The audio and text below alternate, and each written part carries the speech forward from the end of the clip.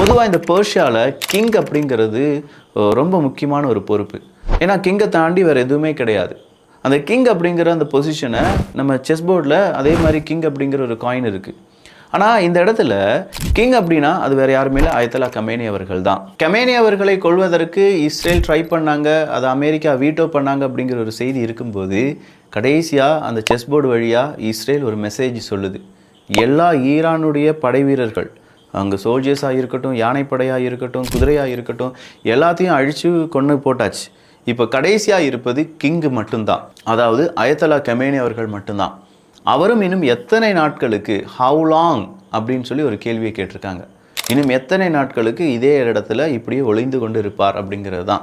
அயத்தலா Khamenei அவர்களுடைய இருப்பிடத்தை Mossad கண்டுபிடிச்சிட்டாங்க அப்படிங்கிறதுனால அவருடைய இருப்பிடத்தை அடிக்கடி அவர் மாற்றுறார் அப்படிங்கிற ஒரு செய்தி வெளியாகுது.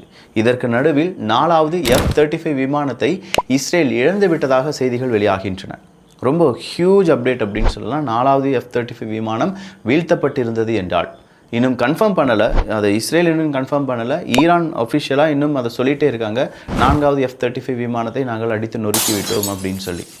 ஸோ இங்கே யுத்தம் அப்படிங்கிறது தொடர்ந்து கொண்டே இருக்கிறது. ஈரானுடைய பதிலடியும் இஸ்ரேல் திரும்ப கொடுக்கறது அப்படிங்கிறது நடந்துகிட்டே இருக்கும்போது தான் எர்டகன் அவர்கள் உள்ள வராரு. அதே மாதிரி இன்னும் சில நாடுகள், முக்கியமான நாடுகள் அவங்களுடைய ஒட்டுமொத்தமான வன்மங்களை எல்லாத்தையுமே சில நாடுகள் மீது மாற்றி மாற்றி தெளித்து வருகிறார்கள்.